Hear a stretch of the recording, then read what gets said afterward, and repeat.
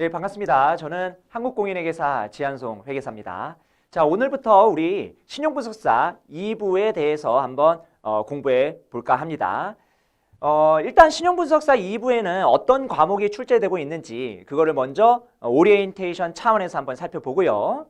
그 다음에 본격적으로 수업을 시작하도록 하겠습니다. 먼저 신용분석사 2부는요. 신용분석과 종합신용평가 이런 식으로 시험 과목이 나눠져 있거든요. 그래서 2교시, 3교시 해서 신용분석사 1부 있고 그 다음에 2부에서 2교시 90분, 3교시 90분 해가지고 이렇게 이루어집니다. 그러면 2교시에는 세부적으로 또 뭐가 있냐면요. 재무분석, 현금흐름 분석, 시장환경 분석이 있습니다. 각각의 뭐가 출제되는지는 뒤에서 또 살펴보도록 할 거고요. 여기 있는 가로 안에 있는 숫자는 이거는 점수입니다. 70점, 80점, 50점 합쳐서 200점이고요. 그 다음에 신용평가 종합사례는 앞에서 배웠던 신용분석 기술을 이용해서, 툴을 이용해서 어느 한 기업의 신용평가를 실질적으로 해볼 겁니다. 그래서 이 앞에 배운 이 개념들을 잘 알고 있으면 사실 이 신용평가 종합사례는 어렵지 않게 우리가 접근할 수 있거든요. 그래서 문제만 조금 연습을 하면 이 신용평가 종합사례는 앞에서 배웠던 개념들을 이용한다 생각하시면 되겠습니다. 그럼 각각의 세부 항목들이, 세부 내용들이 어떤 식으로 구성이 되어 있고 몇 문항이 출제되는지 그거를 같이 한번 살펴보도록 할게요. 자, 먼저 재무분석입니다.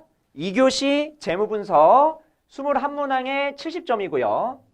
어떤 내용이 나오냐면 재무분석이 뭔지, 그 다음에 재무제표가 뭔지, 우리 1부에서 배웠던 그 재무제표 있죠? 그 재무제표를 이용해서 비율분석, 재무분석 등을 합니다. 그래서 이 비율분석, 재무분석이 이 재무분석의 가장 핵심이라고 보시면 되고 이해보다는 암기 내용이 좀 많아요. 그래서 어떤 심도 있는 깊은 내용을 우리가 공부하는 것이 아니라 기술적인 부분이거든요. 공식을 암기하면 문제를 어느 정도 풀 수 있게끔 그렇게 나오니까 여기는 좀 시간을 좀 많이 확보해서 공부를 하면 높은 점수를 받을 수 있는 그런 과목 중에 하나라고 보시면 되겠습니다. 비용구조 분석, 그 다음에 비율수치의 의미와 추론 이런 것들 우리가 살펴볼 거고요. 그 다음에 2교시 두 번째 현금흐름 분석 있죠? 현금흐름 분석 25문항 나오고 80점입니다. 현금흐름 분석이 뭔지, 그 다음에 현금흐름을 분류하는데 우리가 현금흐름표가 있잖아요. 현금흐름표에 영업현금흐름, 재무현금흐름, 투자현금흐름 이거를 분류해가지고 어떤 식으로 분석하는지 그런 여러 가지 것들을 배웁니다. 현금흐름표 작성 원리부터 해서 활동별 추정, 그 다음에 분석 응용, 현금 수지 분석표가 뭔지, 순환 분석표가 뭔지 이거 이따 다 배울 겁니다. 그 다음에 비교 분석하고 추정 재무제표까지 한번 작성해 보는 겁니다. 그 다음 시장환경입니다. 시장환경은 16문제 50점 나오고요. 주요 검정 내용을 보면은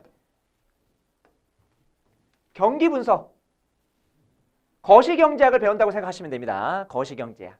그 다음에 산업 분석, 어떤 산업이 있는지 예를 들어 자동차 산업, 반도체 산업, 식음료 산업 등등 여러 가지 산업에 대해서 우리가 살펴볼 건데 그 산업을 분석할 때 어떤 방식으로 산업을 분석하는지 그런 것까지 살펴볼 겁니다. 그리고 경영진단, 여기 경영진단은 일반 경영학에 나오는 여러 가지 내용들이 있거든요. BCG 매트릭스라든지 아니면은 G 매트릭스라든지 여러 가지 경영학 이론들을 여기서 우리가 커버한다 라고 생각하시면 되겠습니다. 자, 이러한 내용들을 가지고 실제로 어떤 특정 기업의 재무제표를 주고 여러분들이 그 재무제표를 보고 여러 가지 것들을 파악하는 거예요. 발라내는 거죠. 정보들을 발라내서 문제에서 요구하는 것들을 여러분들이 해결하시면 되겠습니다. 이런 식으로 진행이 될 거고요. 요거는 나중에 제가 두 기업의 사례들을 가지고 한번 풀어볼 겁니다. 그래서 뒤에서 풀어볼 거니까요. 앞에 내용을 잘 공부를 해놔야지 종합신용평가가 쉬워요. 이 앞에 내용을 잘 공부하지 못하면 종합신용평가가 어려워요. 이 100점은 별도로 공부하는 100점이 아니라 앞에 내용들을 여러분들이 잘 이해하고 있는지 이거를 또 한 번 묻는 100점이라고 생각하시면 되겠습니다. 자, 그러면 이제 우리 본격적으로 우리가 볼 건데 우리 교재에 기출문제 미리 보기 있는데요. 미리 보실 분은 미리 보셔도 되고요. 뒤에 또 문제가 똑같이 나오니까요. 안 보실 분은 그냥 안 보셔도 상관없습니다.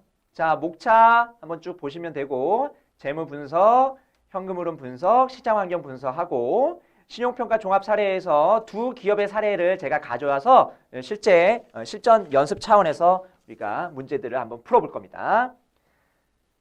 자, 그렇고요. 이런 것들을 읽어보시면 되고 자, 재무 분석부터 한번 볼게요. 자, 제1장 재무 분석의 개요입니다. 이제 본격적으로 우리 한번 수업을 진행해 보도록 하겠습니다. 재무 분석이 뭐냐? 자, 재무 분석이 뭐냐부터 나옵니다. 재무 분석이란 기업의 재무제표를 비롯한 회계자료, 재무제표를 비롯한 회계자료예요. 근데 우리가 중점적으로 재무제표를 더 많이 이용할 겁니다. 재무제표 말고 다양한 여러 가지 자료들이 있죠. 그런 자료들을 회계자료와 기타 관련 자료를 기초로 경영성과 및 재무상태를 파악하고요. 경영성과는 이거는 손익계산서로 우리가 확인할 수 있는 거고 재무상태는 이거는 재무상태표로 확인할 수 있겠죠. 판단하고 그 원인을 규명하기 위한 분석을 말한다. 어떤 원인? 이 기업이 잘 되고 있는 원인인지 잘못되고 있는 원인인지 이거를 재무 분석을 통해서 우리가 파악할 수 있다는 겁니다. 경영 분석의 범위를 볼까요? 크게 세 가지가 있네요. 재무제표 분석. 우리가 이 재무제표 분석 위주로 이 재무 분석을 공부를 할 겁니다. 좀 더 넓은 차원에서는 재무 분석이 있죠. 위 재무제표 분석을 포함하여 기타 계량화된 자료를 분석하는 겁니다. 주가라든지 시장 점유율이라든지 제품의 불량률이라든지 회계자료 있죠. 이거 이외에 다른 여러 가지 재무 자료들을 이용해서 분석하는 게 재무 분석입니다. 그러니까 재무제표 분석을 포함한다. 그래서 재무제표 분석이 재무 분석 안에 있는 겁니다. 재무 분석 안에 있는 거다. 이렇게 생각하시면 되고요. 이걸 또 포함하는 게 경영 분석입니다. 그래서 경영 분석은 위 재무 분석을 포함해서 비계량적인 자료까지. 비계량적인 자료가 뭡니까? 계량적인 자료라는 것은 숫자로 표현할 수 있는 자료를 말하고요. 비계량적인 자료라는 것은 숫자로 표현할 수 없는 자료들. 예를 들어서 제품의 품질, 경영자의 능력, 성격 이런 것들 있죠. 가치관, 숫자로 얘기할 수 없는 것들. 이런 것들은 비계량적인 자료라고 생각하시면 되고요. 경영 분석이 계량적인 자료뿐만 아니라 비계량적인 자료까지 다 포함해가지고 얘기를 한다. 이렇게 보시면 되겠습니다. 자, 그러면 재무 분석의 목적과 분석 대상을 한번 볼까요? 여기 보시면은 분석 주체가 있고요. 누가 이 재무제표를, 누가 이 기업의 재무 상태를 분석하냐? 분석 주체가 있고 그 다음에 목적과 분석 대상이 있는데 분석 주체를 보시면 경영자, 금융기관 주주 있고 그 다음에 신용평가기관, 기업 M&A 관련자, 회계감사인, 세무당국 이런 식으로 나눠져 있거든요. 그래서 분석 주체별로 하나씩 목적과 분석 대상 및 주안점을 살펴보도록 하겠습니다. 자, 목적. 경영자는요. 왜 봅니까? 재무제표를 왜 봐요? 경영계획을 수립하기 위해서 보죠. 당연한 거죠. 경영자가 기업을 경영하는 사람이잖아요. 그러면 경영계획 수립할 때 이러한 여러 가지 재무 자료들을 보겠죠. 의사결정에 필요한 자료를 수집하는 것이고요. 그래서 분석 대상 및 주안점을 보시면 경영상의 장단점을 분석하고요. 수익성, 돈을 잘 벌 것인지 아니면 안정성, 우리 기업이 망하진 않을 것인지 안 망해야지. 경영자가 안 잘리잖아요. 수익성이 높아지는 건 당연한 거고 주주들을 위해서 더 수익성이 높은 사업, 돈 잘 벌면 좋은 거고 안 망해야 되잖아요. 경영자 입장에서도 안 망해야지 내가 안 잘리거든요. 살아 있을 수 있거든요. 보통 우리가 주식회사를 가정하다 보니까 주식회사는 경영자를 별도로 주총에서 선임을 하잖아요. 대표이사를 선임하잖아요. 그리고 대표이사가 사실은 이 주주들이 고용한 사람입니다. 고용한 사람. 그래서 이 대표이사, 경영자가 잘하고 있는지 못하고 있는지 주총에서 그 관심을 가집니다. 주총에서 감시를 해요. 근데 만약 못한다 이놈이 그러면은 자를 수 있는 겁니다. 아시겠죠? 자, 그 다음에 금융기관이 볼 수도 있겠죠. 금융기관은 누군데요? 저 기업에게 돈을 빌려준 은행, 투자자, 이렇게 생각하시면 돼요. 은행이라고 생각하시면 되겠죠. 은행이라고 보통. 은행이 돈을 빌려줬어요. 그럼 뭐가 문제, 뭐가 걱정이 됩니까? 이놈이 원금을 상환할 수 있는 것인지, 이자 지급은 할 수 있는 것인지, 이 기업의 원금 상환 및 이자 지급 능력을 파악합니다. 이거를 신용도 분석이라고 하죠. 신용도 분석. 신용 상태를 분석한다. 신용도 분석. 그래서 금융기관은 보통 돈을 빌려줄 때 우량업체한테 돈을 빌려주고 싶을 겁니다.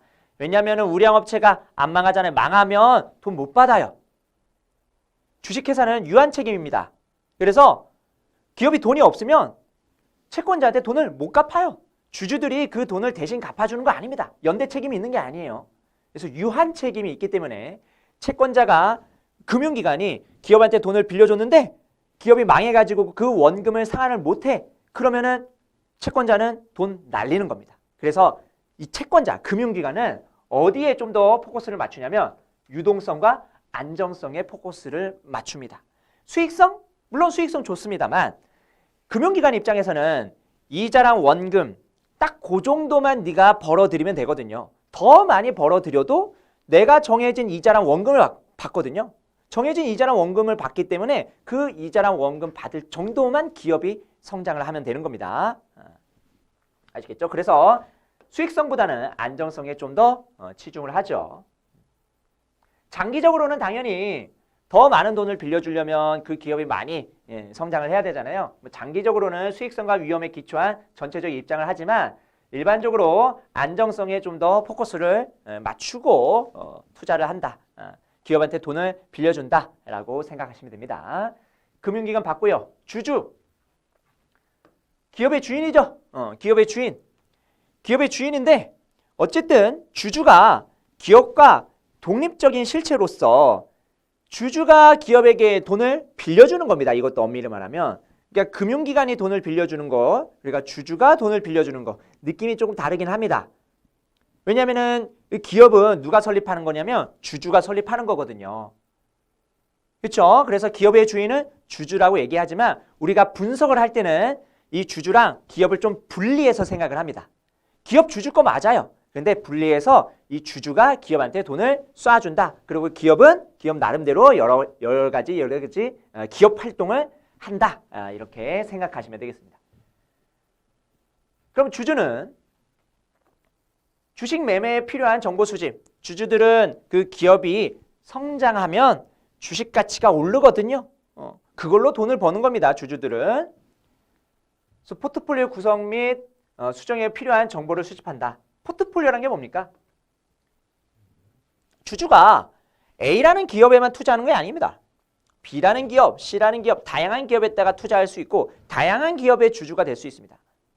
하나에 몰빵하는 것이 아니라 여러 기업에다가 투자하는 거, 이거를 포트폴리오를 구성했다고 얘기합니다.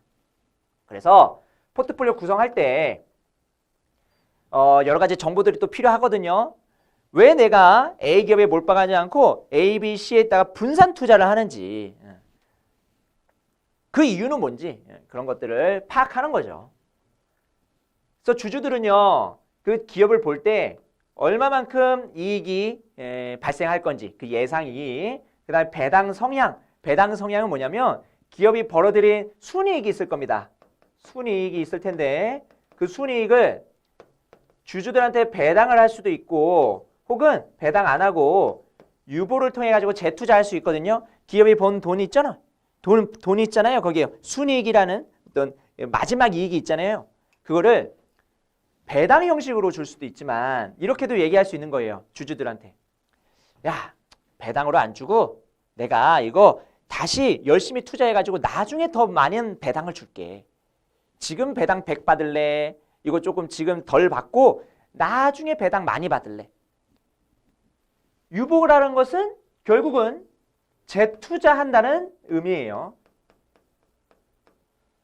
다시 투자하는 거죠. 기업은 계속 성장하려면 투자를 끊임없이 해야 된다. 물론 재투자를 통해 가지고 성공하면 땡큐지만 실패할 수도 있어요. 실패할 수도 있는 것을 감안하고 주주들이 그래, 야 배당 나 지금 조금 받아도 돼. 나중에 많이 줘. 투자해가지고 성공해라. 그러면 기업이 유보를 해가지고 재투자한 다음에 성공을 하게 되면은 주주 입장에서는 그래도 땡큐입니다. 지금 내가 배당을 덜 받지만 나중에 배당을 더 많이 받을 수 있으니까요. 그때 순이익이 100인데 배당을 40 주고 유보를 60 했어요. 이 40을 뭐라 부르냐? 이거를 배당으로 부르는데 100 중에 40을 뭐라 부르냐? 그러면 40%잖아요, 이거는. 비율로 따지면 이 40%를 배당 성향이라고 부르는 겁니다. 아시겠죠? 뒤에서도 우리가 추가적으로 또 정리를 할 거예요. 지금 미리 한번 제가 언급을 좀 드렸고요. 할인율은 저 기업에 투자했을 때 내가 얻고자 하는 수익률이 있거든요. 보통은 위험한 기업일수록 수익률이 높아요. 하이 리스크 하이 리턴 들어보셨죠? 위험할수록 수익률은 높고요. 로우 리스크 로우 리턴이에요. 위험하지 않을수록 수익률은 낮아요. 그런 것들을 할인율이라고도 부릅니다. 그래서 할인율은 요구하는 수익률, 주주들이 요구하는 수익률이라고 생각하시면 되고요. 기업이 여러 가지 경영 활동을 할 텐데 그것들을 잘 봐야겠죠. 주주는 안정성보다는 수익성에 좀 더 포커스를 맞춥니다. 금융기관은 안정성에 좀 포커스를 맞췄지만 주주들은 좀 수익성에 포커스를 맞춰요. 수익이 나야 기업이 성장해야 그래야지 주주들이 가져가는 몫이 더 커지거든요. 여러 가지 경영 활동을 본다 생각하시면 되고요. 그 다음에 신용평가기관. 신용평가기관은 우리나라에는 뭐 한신평, 그 다음에 나이스 등등 여러 가지 신용평가 회사들이 있거든요. 그런 신용평가 회사들은 뭐라냐? 채권의 등급을 정합니다. 트리플 A부터 시작해가지고 쭉 더블 B, 쭉 D 이런 식으로 등급을 매겨요. 채권의 등급을 매긴다고요. 기업이 자금을 조달할 때 금융기관한테도 조달할 수 있겠지만 사채시장, 회사채 시장에서 돈을 조달할 수도 있거든요. 그러면 회사채를 발행해가지고 돈을 조달할 때 신용 등급이 높으면 높을수록 인기가 많아요. 그러면은 야 트리플 A 기업이야. 그러면 트리플 A 채권이야. 그러면 사람들이 막 몰려가지고 너도 나도 돈을 빌려주려고 할 겁니다. 그 기업에게. 그래서 신용 등급이 굉장히 중요해요. 기업 입장에서 돈을 조달할 때 내 채권, 내가 이제 발행할 이 채권의 등급이 얼마냐에 따라 가지고 조달되는 규모, 그 다음에 이자율 이런 것들이 달라지거든요. 그래서 굉장히 기업한테는 중요한 정보이기 때문에 신용평가 기관이 하는 이 신용 채권 등급 평정이 이 기업 입장에서는 너무나도 중요한 하나의 요소가 됩니다. 기업이 발행하는 어음을 평가하다든지 주식 가치를 평가할 수도 있는데 주식 가치보다는 채권 가치를 평가하는 게 사실은 신용평가 기관이 더 많이 하는 일이라고 보시면 됩니다. 채권 투자자들에게 그래서 투자 정보를 제공하죠. 유가증권, 회사채 같은 걸 얘기하는 겁니다. 회사채. 그리고 공정하고 객관적인 평가 시스템이 있어야겠죠. 우리나라 신용평가 회사들이요. 신용평가를 할 때 채권 등급을 매길 때 수수료를 받거든요. 기업에게 받아요. 수수료를. 그러다 보면 약간은 이해 상충 관계가 좀 발생할 수도 있거든요. 공정한 객관적인 평가 시스템이 있으면 좋은데 없게 되면은 기업의 입맛에 따라서 채권 등급이 막 바뀔 수도 있는 그런 여지가 있습니다. 그래서 보통은 어떤 식으로 하냐면 신용평가 회사가 하나만 있는 건 아니잖아요. 여러 개 있잖아요. 그래서 기업이 신용평가 등급을 받을 때, 채권 등급을 받을 때 한 신용평가 회사에만 받지 말고 여러 개 신용평가 회사, 2개 이상, 3개 이상 이거를 받아야 된다라고 의무가 되어 있어요. 그래서 하나의 기업에만 받을 수 없고요. 두 개 이상의 기업에게 받을 수 있습니다. 물론 특별한 경우, 예외적인 상황에서는 하나의 신용평가 회사에서만 채권 등급을 받을 수 있겠지만 뭐 일반적인 상황에서는 다 두 개 이상 신용평가 회사로부터 채권 등급을 받아야지만 사채를 발행할 수가 있어요. 어쨌든 그렇게 뭔가 그 기업과 유착 관계가 있을 수 있으니 그런 것들을 배제하려고 굉장히 많은 노력을 해야 되겠죠. 공정하고 객관적인 평가 시스템을 운영을 해야 된다. 이거는 뭐 당위성이죠. 당위성. 그 다음에 기업 M&A 관련자 볼까요? 자, M&A 관련자는요. M&A가 뭡니까? 인수합병이잖아요. 저 기업을 내가 사겠습니다 하면 얼마에 살 건데 저 기업을? 그러면 저 기업에 대한 가치를 평가해야겠죠. 내가 살 기업에 대한 가치를 평가해야 되잖아요. 그래서 피인수는 먹히는 기업입니다. 먹히는 기업. 그리고 합병기업, 먹는 기업이죠. 먹는 기업. 그래서 먹히는 기업, 먹는 기업 이거에 대한 가치를 평가해서 적정한 인수 가격, 얼마를 주고 내가 저 기업을 살 건지, 얼마를 주고 저 피인수 기업을 살 건지 그 적정 가격을 결정합니다. 그 다음에 시너지 효과도 산정을 해야겠죠. A라는 기업의 가치가 10인데 B라는 기업의 가치가 10이에요. 둘이 합쳤는데 20이에요. 그러면은 이거는 시너지 효과가 없는 겁니다. 10의 가치를 가지고 있는 A, 또 다른 10의 가치를 가지고 있는 B, 합쳤을 때 20보다 더 커야 뭔가 합병을 할 맛이 나죠. 시너지 효과가 있어야지 합병할 맛이 나는 겁니다. 이 플러스 알파 있죠? 이 플러스 알파를 시너지 효과라고 하고 이 시너지 효과가 얼마인지에 따라서 인수 가격이 또 달라지거든요. 그 다음에 우리가 합병을 할 때 돈을 주고 합병을 할 수도 있지만 주식을 발행해가지고 그 주식을 대신 주고 돈 대신에 주식을 주고 합병을 할 수도 있습니다. 그러니까 A기업이 B기업을 먹으려고 해요. 그럼 B기업을 먹을 때 돈을 주고 먹을 수도 있어요. 그러면은 B기업의 주주들한테 돈을 주고 그 다음에 그 주식을 가져오는 거죠. 그럼 B기업의 주주가 이제 없어지고 A기업이 B기업의 주주가 되는 거잖아요. 그러면서 B기업을 없애고 흡수합병하는 이런 스타일이 있을 수 있고 아니면은 이렇게 할 수도 있죠. A기업이 B기업을 먹고 싶은데 돈이 없어. 돈이 없으면 어떻게 해요? A기업이 주식을 추가로 찍어냅니다. 주식을 추가로 찍어내가지고 이 찍어낸 주식을 B회사의 주주들한테 줘요. 그러니까 B회사 주주들은요. 돈 대신에 뭘 받는 거예요? A기업의 주식을 받는 거예요. 이게 바로 주식 교환입니다. 거의 90% 이상은 M&A가 주식 교환으로 보통 이루어집니다. 현금 인수 이렇게 많지 않아요. 자, 어쨌든 기업 가치를 분석 대상, 주안점으로 봐야겠죠. 그 다음에 기업의 현재 경영 상태뿐만 아니라 미래의 경영 상태까지 파악해야 됩니다. 왜냐하면 기업 가치를 산정하려면 가치라는 게 뭔데요? 이 기업으로부터 발생되는 미래의 캐시플로우들, 이 기업이 향후에 벌어들일 돈, 그게 미래의 어떤 수익이잖아요. 그 미래의 수익을 예상을 해야지 적정한 기업 가치를 구할 수가 있는 겁니다. 아시겠죠? 그 다음에 회계감사인이라든지 세무당국, 대상 기업의 담세 능력을 평가하는 거는 이거는 세무당국이 하는 거죠. 이거 세무당국이 하는 거고 적정 과세, 탈세 방지 이거 세무당국이 하는 거네요. 그리고 기업의 담세 능력, 수익성 위주로 이렇게 분석을 한다. 세무당국 위주의 그런 얘기라고 보시면 되겠습니다. 아시겠죠? 자, 그렇고요. 재무 분석의 절차 볼까요? 이제 각 주체별로 재무 분석을 하는 목적들이 조금은 달랐습니다. 다소 차이가 있었죠? 이런 것들을 정리하시면 됩니다. 뒤에 어떤 식으로 문제가 출제되는지는 이따가 살펴볼 겁니다. 재무 분석의 절차, 재무제표를 비롯한 기업의 여러 가지 자료들을 입수해야겠죠. 일단은 뭔가 분석하려면 자료가 있어야 돼요. 그 다음에 입수한 자료를 통해서 정보를 가공하죠. 내가 해석하기 좋게 만드는 겁니다. 이게 정보를 가공하는 겁니다. 그냥 단순하게 그 정보를 그대로 쓰는 것이 아니라 이거를 내 입맛에 맞게 내가 잘 해석할 수 있게 그리고 정보 이용자들한테 좀 더 원활한 정보를 제공할 수 있게 이거를 다듬는 작업, 이게 바로 정보를 가공하는 작업이다. 이렇게 생각하시면 되고 가공된 정보를 이제 해석하죠. 해석한 다음에 그 기업의 상태를 파악하는 겁니다. 뭐 간단한 절차들이고요. 그 다음